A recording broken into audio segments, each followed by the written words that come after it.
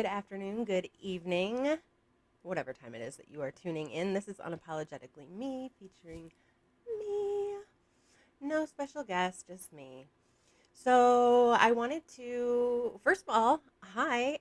I'm back from the dead. I'm back from the COVID-19 horrible, horrible sickness that swept through my household and tore our whole Christmas and month of December apart. But we are all getting back to health, and I am so glad to be able to film again. Now, I'm kind of stuck in a rut though. I lost my momentum, so I'm just trying to squeeze right back in, kind of picking up where I left off. And where would I do that besides Ethan Crumbley and the Oxford shooting and the recent updates that have been going on with this case, which basically we now have photos of the pictures that Ethan drew and what he drew it on, which I had to say, oh my goodness, uh, so when we first found out about these photos, right, we were thinking, or I was thinking anyway, I'm picturing he's sitting in class, he's got his notebook out in front of him, he's doodling on his notebook, writing these things, drawing these pictures and whatever. That wasn't the case. Now we know, because of these photos, we can see that he actually did this on a math test that was turned in. And when his teacher was looking at his test, saw this and took it to the guidance counselor's office. So the fact that he drew these drawings and wrote these things on a test that he turned in to his teacher is even more alarming and more telling to me that he was looking for help. When you add all of these things together, you can clearly see a boy that is crying out for help. And the more he's not being listened to, the louder he is getting. The more graphic he's getting, then he starts to post online. And it's like nobody gives two shits, right? So he gets driven to a point where the only escalation he can now get to is to actually do it. And unfortunately, he did. So now this new information comes out because the parents are wanting their bond lowered. They're wanting to be able to get out of jail so that they can help in their own defense, which, no. You don't deserve to get out of jail and help in your own damn defense. What is your defense? You're fucking ignorant as all fuck? Seriously.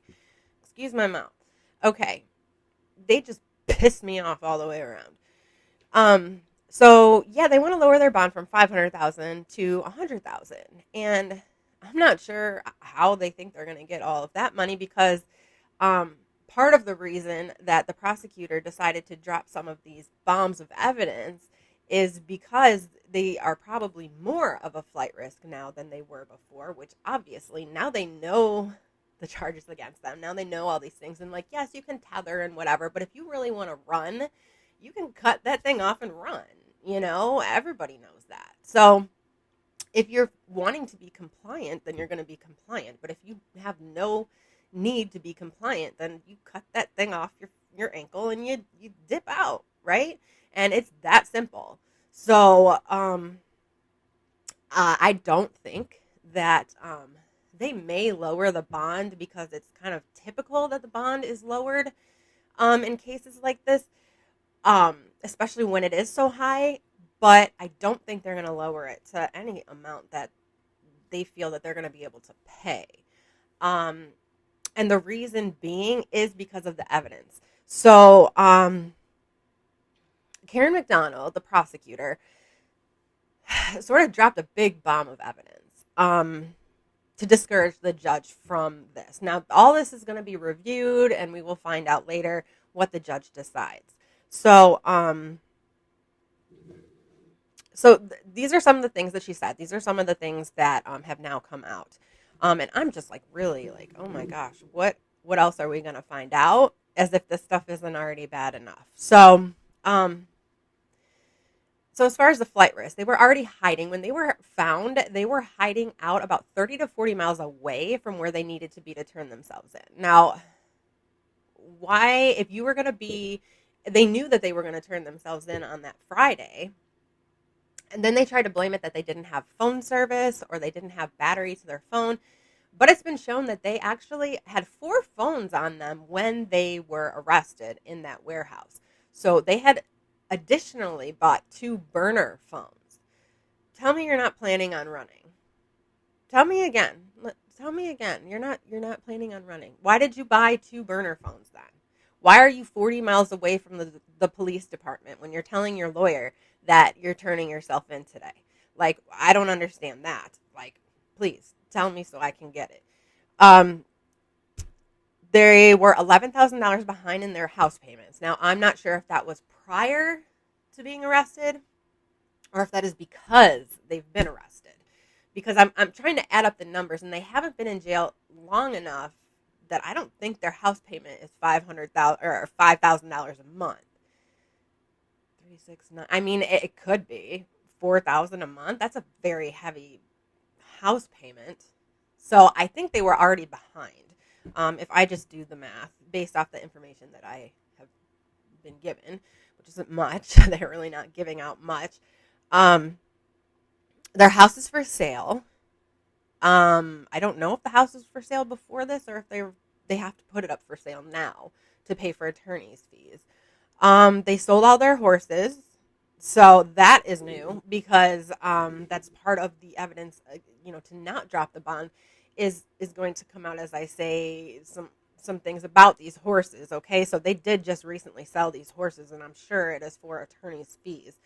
But because they knew Ethan was way more troubled than they let on.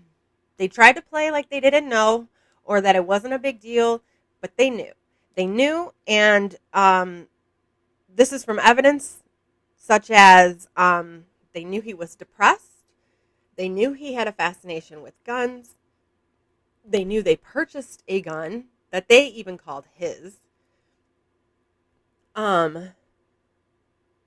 They had info long before November 30th that their son was troubled. Ethan had been texting Jennifer disturbing text messages talking about how just messed up he was feeling.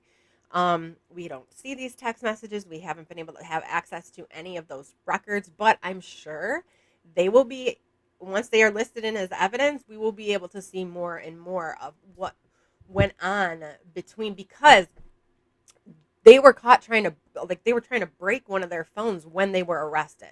The phone was attempting to be broken in some way, and which Karen McDonald also said. So I'm sorry if I'm all over the place here. I'm trying to do a lot of this off memory, but I also have my little timeline so that I don't get off topic like I tend to do. So they knew he was mentally fragile, I should say.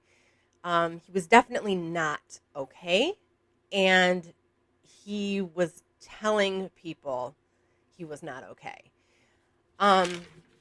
So let's just take a look here. So one of the things that set this depression off in him, and I have a feeling he has had issues for many, many years. It seems that his parents never really were very caring for him, leaving him alone when he was 8. If you watch some of my other videos about this, just they're very neglectful of him and his needs, emotionally and physically and otherwise. So his only friend moved away at the end of October. Their family dog passed away, and now I have to think that that was probably his second best friend was the dog. So that was kind of all he had left once his only friend moved away, and then that dog passed away. And they knew that he was sadder than usual. They knew that he was going through something because he was sending texts to his mom about this. So, meanwhile, during the time that he is struggling so difficultly, is that a word? so badly. The mother is out running around on the dad, allegedly, and having extramarital affairs. And when the couple's not at work, they're tending to these horses about 3 to 4 times a week for about 3 hours a day. So they're certainly not worried about their son. So they're working, they're taking care of the horses. Jennifer Crumbley's out doing whatever with whoever. There is proof of at least one intimate extramarital affair on her behalf, according to the prosecutor. So, yeah, I'm trying to keep on my little schedule here. Instead of helping him, they buy him a gun. Here's a boy who is sad. He's depressed. He's expressing to his parents that he is not okay.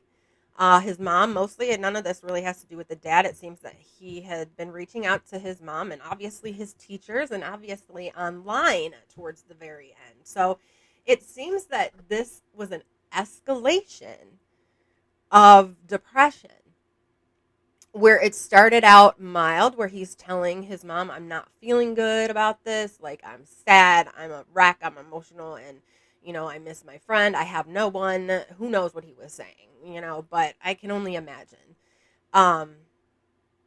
what he was feeling and what he was saying. It would be really interesting to see the text communication. This woman, his mother, I just can't. Anyway, so, and then we have animal torture and mutilation. Now, there were some things that people had said that they noticed at the school leading up to this. A deer head that was found and things like that I talked about in my other video. What they have brought out in the news was, and as far as some of the evidence, was that he had a bird's head in a jar in his room that he eventually brought to school and left in the school's bathroom. So this was him, and I know there was another one where someone urinated in something and left it in the school. I am assuming that these were all him. I don't know, but the bird head kind of sealed the deal for me that all of these other incidences, because they were all within a couple weeks of the incident, it was him. So we don't have all of that yet, so just keep that in mind. It's just my opinion, allegedly. So he had been showing these signs 6 months prior. So how are you going to let these people out? They don't have any regard for anyone but themselves.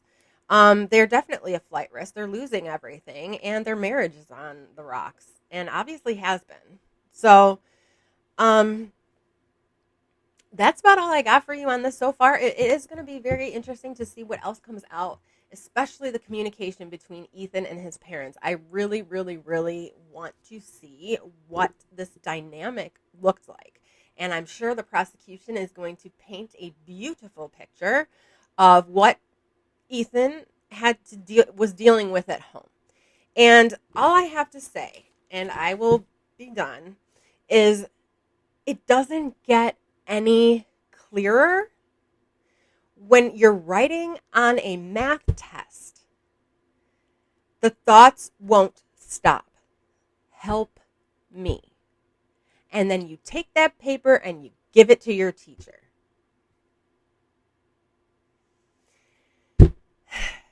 And then that was presented to his parents.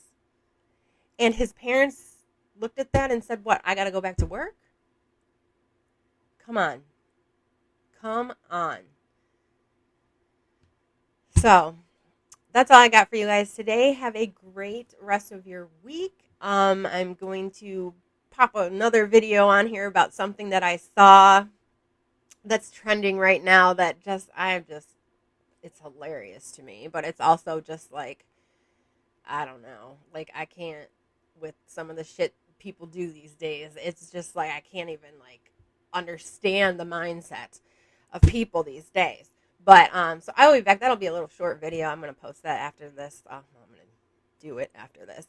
So I will talk to you guys then. Thank you so much for watching. Like, subscribe, share, comment, and I will talk to you guys later. Yeah, yeah.